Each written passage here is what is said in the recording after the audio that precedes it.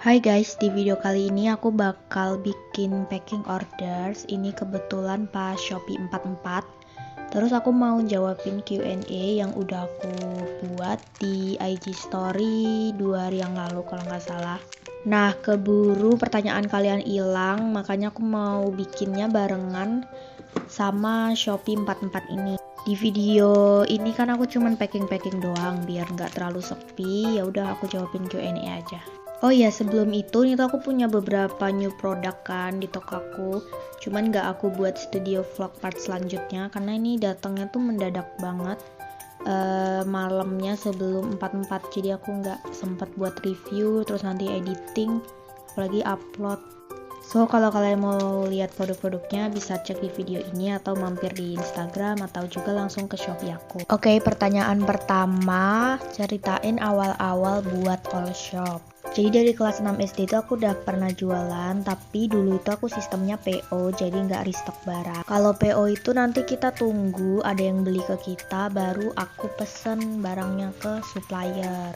Terus April tahun lalu aku masuk Studygram.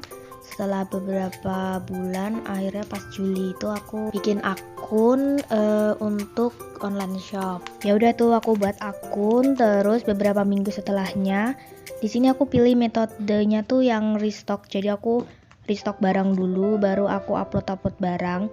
Jadi udah nggak PO lagi, memberanikan diri buat restock barang. Nah udah deh, kayak gitu aja awal mula aku buka all shop. Lanjut ke pertanyaan yang kedua, suka dan duka selama jadi Studygram. Dari sukanya dulu, kita kan jadi punya banyak teman, habis itu punya cerita-cerita pengalaman dari orang-orang yang jadi Studygram lain, saling sharing tentang produk-produk atau yang lainnya gitu deh. Pokoknya banyak banget sukanya pas aku jadi Studygram itu.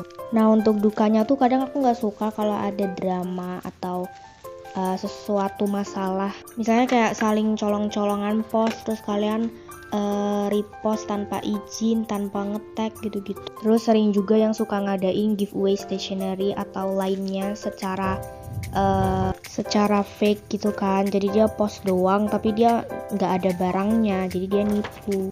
Gitu sih, sebenarnya masih ada banyak, cuman aku nggak bisa ngasih tahu lebih banyak lagi biar nggak memperpanjang aja.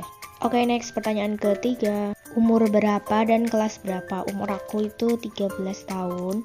Untuk kelas yang pasti kelas 2 SMP atau kelas 8. Aku buat akun ini tuh Desember tanggal 10 setelah akun lama aku nggak bisa masuk lagi. Jadi kurang lebih udah 5 bulan aku jalanin akun ini.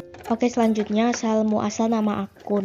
Jadi setelah aku out dari akun lama, aku langsung mutusin buat bikin akun baru. Terus aku minta teman-teman Studygram aku buat kasih saran apa ya namanya kira-kira. Ya udah banyak banget dari mereka yang ngasih saran, tapi aku kayak kurang suka. Akhirnya pas itu aku lagi scroll explore di IG all shop aku. Kebetulan di situ isinya Studygram luar negeri. Pas aku pencet satu postingannya itu namanya kalau nggak salah ada space-nya, tapi aku lupa. Ya udah tuh dari situ aku udah kepikiran kayak pengen ada unsur space-nya. Setelah aku scroll lagi, ya udah kan keisi itu inspirasi aku.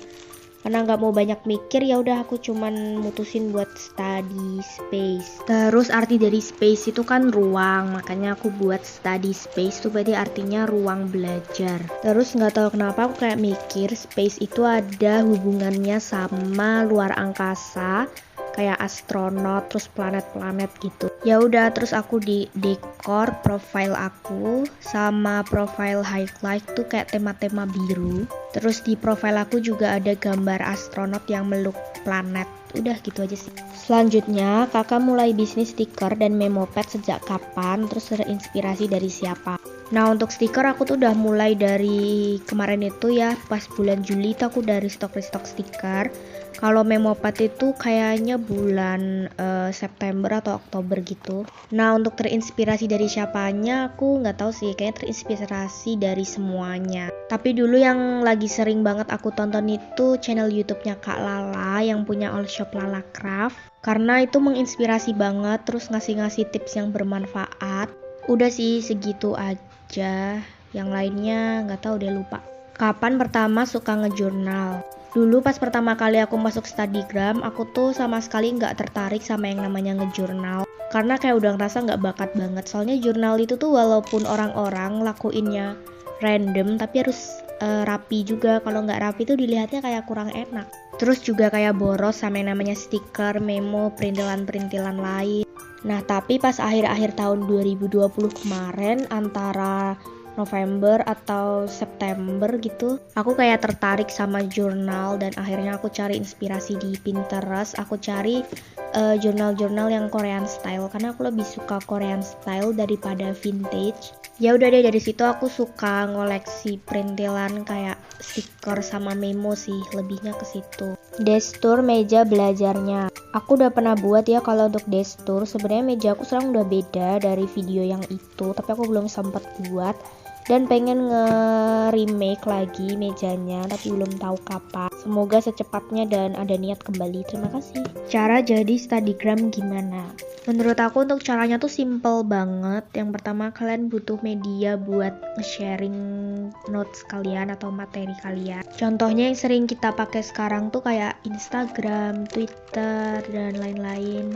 Terus kalau kalian udah punya tuh akunnya yang khusus Studygram, kalian boleh upload notes yang berisi materi-materi yang kalian catat di kertas. Dan yang namanya kertas itu nggak harus loose leaf buat binder. Kalian bisa nulis materi di kertas HVS atau buku tulis yang biasa itu juga bisa kok. Terus nulis materinya juga nggak perlu pakai brush pen atau pulpen yang gimana-gimana, terserah kalian, seadanya kalian tinggal nulis materinya, udah itu udah jadi notes. Kak, bagi tips usaha online-nya. Aku nggak punya tips yang gimana-gimana yang ribet atau apa. Yang terpenting untuk tips usaha itu kalian harus konsisten. Apalagi di masalah peruangan. Misalnya kan kalau kita jualan nanti pasti ada harga modal dan juga harga untung. Nah, kalian harus konsisten sama dua itu. Jangan sampai kedua itu nyampe berantakan. Kalau aku sih masuk di yang berantakan ya. Ya itu jangan ditiru. Walaupun aku berantakan tapi masih bisa nyesuaiin gitu loh, ini ada uang untung, ada juga buat uang modal, jadi pinter-pinter aja deh buat ngebagiin uangnya. Terus untuk tips promosi, aku saranin kalian bisa pakai foto kalian sendiri, maksudnya kalian fotonya pakai HP kalian sendiri atau kamera kalian sendiri gitu loh, jangan ambil dari foto punya orang, karena itu bakal nunjukin ciri khas toko kalian. Jadi misal orang-orang nih ya lihat foto kalian gitu, ini bagus, ini beda dari yang lain. Jadi orang-orang tuh nggak gampang bandingin barang kalian sama barang punya orang lain. Kalau foto kalian sama foto punya orang lain, dia bakal mikir, loh ini kan sama kayak yang tadi dan murahan yang tadi, ya udah beli di situ. Nah seperti itu contohnya. Untuk tips yang lain mungkin aku bakal buat di video berbeda, tapi nggak tahu kapan. Udah. Oke, segitu aja Q&A-nya. Kayaknya masih ada lagi, cuman aku lanjutin di video selanjutnya. Dan makasih banyak buat kalian yang udah order di toko aku di Shopee 44 hari ini.